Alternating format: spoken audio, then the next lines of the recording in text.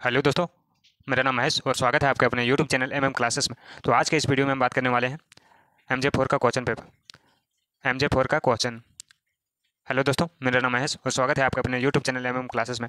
तो आज के इस वीडियो में हम लोग बात करने वाले हैं सेमेस्टर थ्री में जितने भी स्टूडेंट हिस्ट्री ऑनर्स है, मेजर पेपर में हिस्ट्री ऑनर्स रखे हैं, उन सभी स्टूडेंट के लिए वीडियो काफ़ी इंपॉर्टेंट होने वाला है। तो आज के इस वीडियो में हम लोग बात कर रहे हैं हिस्ट्री MJ4 का क्वेश्चन। तो चलिए आप देखते हैं हम लोग क्वेश्चन क्या है। हुमायूं की असफलता का वर्णन करें। तो देखिए, हुमायूं की असफलता के कई कारण हैं जो निम्नलिखित हैं। तो चलिए देखते हैं हम लोग वो कौन सा कारण है। तो उससे भी पहले जितने भी न्यू स्टूडेंट अगर हमारे चैनल पर पहली बार आएँ तो चैनल को सब्सक्राइब जरूर करें और बेल। तो चलिए वीडियो को स्टार्ट करते हैं। देखिए, प्रश्न है हुमायूं की असफलता के कारण का वर्णन करें। हुमायूं के शासनकाल में मुगल साम्राज्य को कई चुनौतियों का सामना करना पड़ा। हुमायूं के शासनकाल में मुगल साम्राज्य को कई चुनौतियों का सामना करना पड़ा और उनकी असफलता के कई प्रमुख कारण थे। और उसकी असफलता के कई प्रमुख कारण थे। इनमें से कुछ कारण निम्नलिखित है। तो चलिए अब हम लोग देखते हैं वह कौन सा कारण है। तो देखिए, पहला का है राजनीतिक अपरिकता। हुमायूं राजनीतिक दृष्टि से अपने पिता बाबर जितना परिपक्व नहीं था। हुमायूं राजनीतिक में अपने पिता बाबर जितना परिपक्व नहीं था। उसके निर्णय कई बार असमंजसपूर्ण और अनियोजित रहे। उसके निर्णय कई बार असफल रहे, जिससे उसकी स्थिति कमजोर हो गई। उसकी स्थिति कमजोर हो गई। वह अपने विरोधियों के खिलाफ निर्णायक कदम नहीं उठा पाया। कोई कदम नहीं उठा पाए। तो चलिए अब आगे समझते हैं। देखिए, इसमें से मैंने एक ही हुमायूं राजनीतिक में अपने पिता जितना परिपक्व नहीं था। उसके निर्णय में कई बार सही कदम वो नहीं ले पाते थे। वह अपने विरोधियों के खिलाफ कोई भी कदम तुरंत नहीं उठा पाते थे।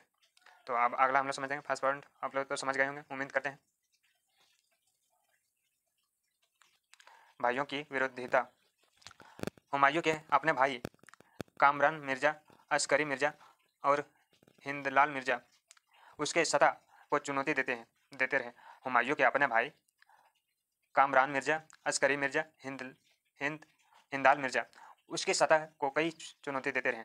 इन भाइयों ने हुमायूं के खिलाफ विरोधी किया और उनके क्षेत्र में स्वतंत्र शासन करने का प्रयास भी किया। इस आंतरिक कलह ने मुगल साम्राज्य की अस्थिरता को कमजोर कर दी। मुगल साम्राज्य इसके कारण काफ़ी कमजोर हो गए। तो चलिए अब आगे बात करते हैं हम लोग। आगे है तीसरा पॉइंट, प्रभावी प्रशासन का अभाव। हुमायूं के शासनकाल में प्रशासनिक सुधार और संगठन की कमी थी। हुमायूं के शासनकाल में प्रशासनिक सुधार और संगठन में की कमी थी। बाबर द्वारा स्थापित प्रशासनिक प्रणाली में हुमायूं असफल रहे। इसके परिणाम स्वरूप शासन व्यवस्था में काफ़ी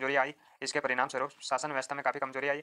साम्राज्य की अस्थिरता पर नकारात्मक प्रभाव पड़ा। देखिए, इसमें समझने वाली बात है। हुमायूं के शासनकाल में प्रशासनिक सुधार और संगठन में कमी आई थी। बाबर स्थापित प्रशासनिक प्रणाली में हुमायूं असफल रहा। इसके परिणाम स्वरूप शासन व्यवस्था में काफ़ी कमजोरी आ गई और साम्राज्य पर नकारात्मक प्रभाव पड़ा। तो चलिए अब आगे बात करते हैं हम लोग। कि सूरी का उदय। शेरशाह सूरी हुमायूं के शासनकाल में सबसे बड़ा प्रतिद्वंदी था। उसने हुमायूं को चौसा 1539 में कनौसा 1540 में की लड़ाई हराया। शेरशाह सूरी की प्रशासनिक क्षमता और अन्य सैन्य कुशलता ने हुमायूं को निष्कर्षित कर दिया और दिल्ली की गद्दी पर कब्जा कर लिया। तो चलिए अब आगे बढ़ते हैं हम लोग। आगे है पांचवा पॉइंट, आर्थिक कठिनाई।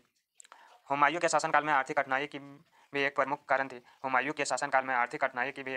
कारण थी। सैन्य अभियानों और आंतरिक संघर्षों के कारण वित्तीय साधनों की कमी हो गई थी।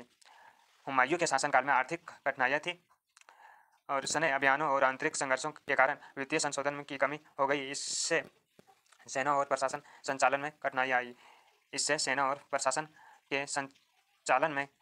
आई। तो चलिए अब आगे छठा पॉइंट देखते हैं हम लोग। छठा पॉइंट है असमंजसपूर्ण नीति। हुमायूं की कई नीति असमंजसपूर्ण और अनियोजित रही। वह अपने विरोधियों के खिलाफ निर्णायक रूप में से कार्रवाई नहीं कर सका। वह अपने विरोधियों के खिलाफ कोई कार्रवाई नहीं कर सका। वह अक्सर विलंबित निर्णय लेता था। परिणाम स्वरूप उसकी स्थिति और कमजोर होती गई। इसका परिणाम स्वरूप निकला उसकी आर्थिक स्थिति और कमजोर होती गई। तो चलिए अब आगे समझते हैं हम लोग।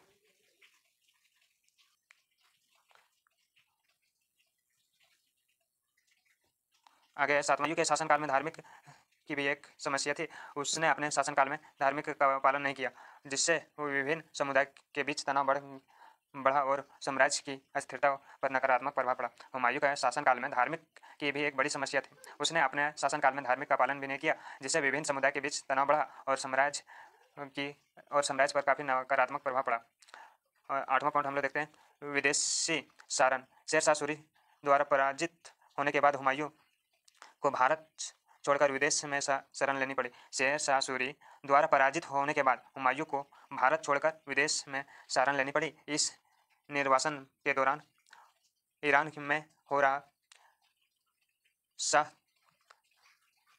तमास प्रथम की मदद से अपनी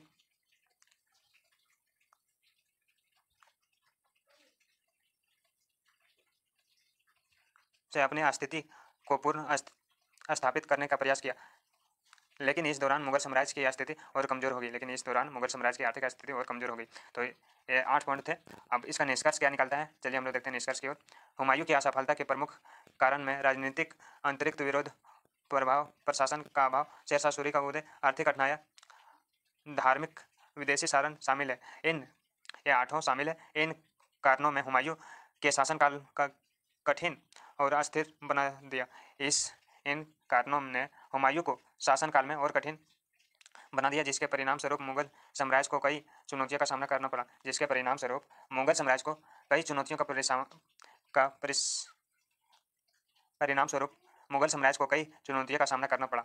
तो ये आप लोग उम्मीद करते हैं पूरा समझ गए होंगे। अगर नहीं समझ में आता तो दोबारा सुने, और उससे भी नहीं आता तो एक बार आप लोग जरूर पढ़ के जाएँ एग्जाम देने।